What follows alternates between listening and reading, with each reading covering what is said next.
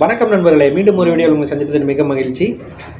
இன்றைக்கி பார்த்தீங்கன்னா நாஞ்சில் சம்பத் நம்ம பெரிதும் மதிக்கிற ஒரு மிகப்பெரிய நல்ல ஒரு பேச்சாளர்.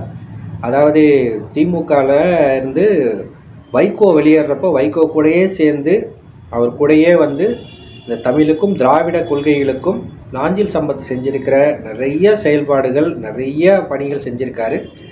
இன்றைக்கி அவர் வந்து ஒரு மிகப்பெரிய முடிவு எடுத்து தாவேகால போய் இணைஞ்சிருக்காரு. இது வந்து விஜய் வந்து எல்லாரும் சொல்கிற மாதிரி அவர் செயல்படாமல் இல்லை, அவரோட ஒரு முடிவுகளுமே அருமையாக ஒன்றன் பின் ஒன்றாக மிகப்பெரிய வேலைகளை செஞ்சுக்கிட்டு வர்றாரு. நம்ம வெளியிலேருந்து பார்க்குறக்கு அது விஜய் வந்து என்ன செயல்படுறாரா செயல்படல அப்படின்னு சொல்லி நிறையா பேர் சொல்லிக்கிட்டு இருக்காங்க. ஆனால் உற்று நோக்கணும்னா அருமையாக செயல்பட்டுக்கிட்டு இருக்காரு. ஒரு செயல்களுமே பார்த்திங்கன்னா ஒரு அடியுமே பார்த்திங்கன்னா யோசிச்சு அருமையாக செஞ்சுக்கிட்டு இருக்காரு. அந்த கரூர் விவகாரத்தை தவிர இது எல்லாமே பார்த்திங்கன்னா அருமையாக இருக்குது. யாருமே எதிர்பார்க்காத நிகழ்வுகளாக நடக்குது. ஏன் காங்கிரஸ் கூட ஒரு குழு அமைச்சு அந்த குழு வந்து காங்கிரஸில் திமுக எவ்வளோ பெரிய எதிர்ப்புகளை காட்டினாலுமே இப்போது நேரடியாகவே விஜயை சந்தித்து பேசிட்டு போனதை யாருமே மறுக்க முடியாத அளவுக்கு நேரடியாக தொகுதி பங்கீடு கொடுத்து பேசிட்டு போயிட்டாங்க. இன்றைக்கி செங்கோட்டையன் வந்து எம்ஜிஆர் காலத்து ஆள் வந்து தாவேகால இணைஞ்சப்பவே ஒரு பெரிய பரபரப்பு வந்துச்சு. இன்றைக்கி நாஞ்சில் சம்பத் மிகப்பெரிய பெரியாரிஸ்ட்டு, அவ்வளோ பெரிய திராவிட கொள்கைகளின் சொந்தக்காரன்னு கூட சொல்லலாம். இன்றைக்கி வைகோ விட அருமையாக திராவிட கொள்கைகளை மக்களுக்கு எடுத்து சொல்லி திராவிட கொள்கைகளுக்காகவே வாழ்ந்துக்கிட்டு இருக்கிற நாஞ்சில் சம்பத் வந்து தாவேகால இணைஞ்சது ஒரு மிகப்பெரிய அரசியல் பரபரப்பு.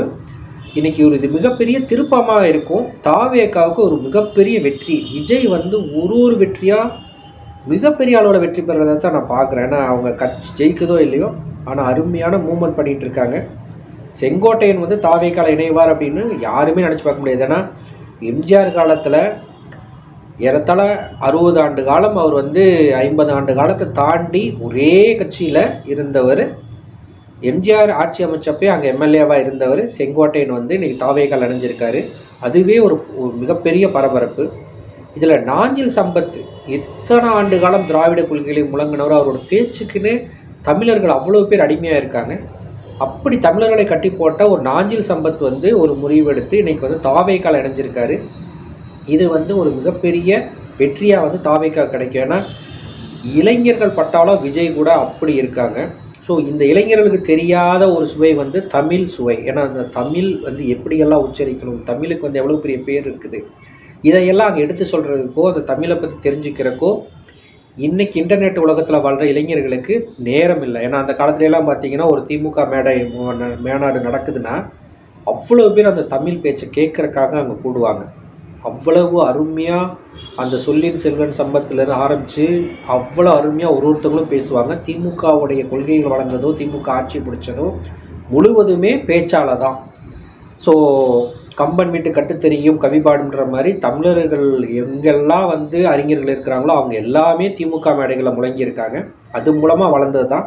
காங்கிரஸை அடியோடு ஒழித்து கட்டுவதற்கு காரணமாக இருந்ததே இந்த மேடை பேச்சுக்கள் தான். அந்த மேடை பேச்சுக்கள் இன்றைக்கி இருக்கிற தமிழ்நாட்டில் இருக்கிற மேடை பேச்சுக்களில் முதல் நிலையான பேச்சாளர் அப்படின்னா நாஞ்சில் சம்பத் தான். அவருக்கு ஈக்குவலாக ஈடு இணையற்ற பேசக்கூடியவர்கள் யாருமே கிடையாது. அப்படிப்பட்ட நாஞ்சில் சம்பத் வந்து இன்றைக்கி வந்து தாவேகால இணைஞ்சிருக்காருன்றது யாருமே நினச்சி பார்க்க முடியாது. அந்த முடிவு நடந்துருச்சு. அவருக்கான வாய்ப்புகளோ அவருக்கான மரியாதையும் விஜய் மூலமாக கிடச்சிருக்குது. இன்றைக்கி நேற்று நாஞ்சில் சம்பத் கொடுத்த பேட்டியில் பார்த்தீங்கன்னா விஜய் எனக்கு ஃபேனுன்னு சொன்னார் அப்படின்னு சொல்லிட்டு அவர் ரொம்ப நெகிழ்ச்சிப்பட்டார். ஸோ விஜய் வந்து ஒரு கட்சி தலைவராக இருக்கிறவர் இவ்வளோ தூரம் நாஞ்சில் சம்பத்தை சொல்ல வேண்டிய அவசியம் கிடையாது. ஏன்னா நாஞ்சில் சம்பத் தன்னுடைய இறுதி காலங்களை நெருக்கி வந்துட்டார். இனிமேல் அவரால் எவ்வளோ காலங்களுக்கு தமிழ் சேவை செய்ய முடியும்னு தெரியாது. அப்படிப்பட்ட நாஞ்சில் சம்பத்து இன்றைக்கி வந்து ஒரு நல்ல மரியாதையான இடத்துக்கு வந்திருக்காரு. நல்ல மரியாதை கிடைச்சிருக்குது. இனிமேல் இளைஞர்களுக்கு தமிழ் சுவையும் தமிழுடைய பெருமையும் அவர் எடுத்து கூடுவதற்கு முன்னாடி தாவேகாவின் கொள்கைகளையும் அவர் இளைஞர்களுக்கு கொண்டு போய் சேர்க்கக்கூடிய அந்த பணியும் அவருக்கு கொடுக்கப்பட்டிருக்குது. ஒரு நல்ல முடிவாக நான் பார்க்குறேன்.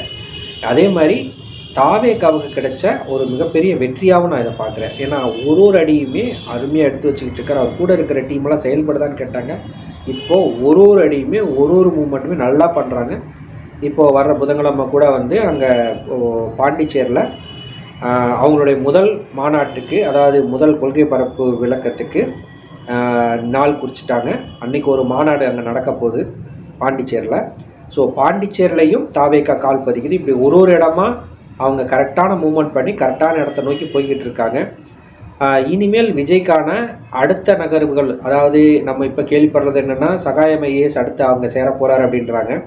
ஸோ சகாயம் ஐஏஎஸ் வந்து ஒரு நேர்மையின் இலக்கணமாகவும் இளைஞர்களின் ஒரு எழுச்சி நாயகனாகவும் போற்றப்பட்டவர். அவரும் அங்கே சேர்றார் அப்படின்னா இது அடுத்த லெவலை நோக்கி மிக வேகமாக செல்ல ஆரம்பிச்சிடும். ஸோ கழகங்களுக்கு மிகப்பெரிய போட்டியாகவும் ஒரு அருமையான மூமெண்ட்டை வந்து விஜய் செஞ்சுருக்காரு. இளைஞர்கள்கிட்டயே இதுக்கு நல்ல வரவேற்பு கிடச்சிருக்குது. ஏன்னா இப்போது கேஏ செங்கோட்டையன் அவர்கள் சேர்ந்த பிறகே பார்த்தீங்கன்னா, கோயம்புத்தூர், ஈரோட்டில் எல்லாம் பார்த்தீங்கன்னா மிகப்பெரிய இளைஞர் படை வந்து செங்கோட்டையனுக்கு வரவேற்பு கொடுத்ததையும் அவரை தலைவராக ஏற்றுக்கிட்டதையும் நம்ம பார்த்தோம். ஏன்னா இளைஞர் படையில் செங்கோட்டையன் எப்படி இணைஞ்சு பயணிக்க போகிறாருன்றதா இருந்துச்சு. அதை வந்து செங்கோட்டையன் வந்து நல்லா ஜெல் ஆகிட்டாருங்க. ஸோ அடுத்தது வந்து இவரும் நாஞ்சில் சம்பத்தும் வந்து இளைஞர்கள் பட்டாளத்தோடு இணைஞ்சிட்டார் அப்படின்னா அது ஒரு காட்டாற்று வெள்ளம் போல் இன்றைக்கி பாய்ஞ்சிட்டு இருக்கிற ஒரு வெள்ளம் ஒரு பாதையில் அதன் அந்த ஒரு காட்டருவியாக மாறிச்சு அப்படின்னா அதனுடைய வேகத்தை வந்து யாரும் தடுக்க முடியாது. ஸோ இப்போது தாவேக்காக நம்மளுடைய வாழ்த்துக்களையும் நாஞ்சில் சம்பத் அவர்களுக்கும் வாழ்த்துக்களையும் நம்ம சொல்லி இந்த வீடியோ நிறைவே செய்கிறோம். இதை பற்றி உங்களுடைய கருத்துக்களையும் பதிவிடுங்க. நன்றி நண்பர்களே, வணக்கம்.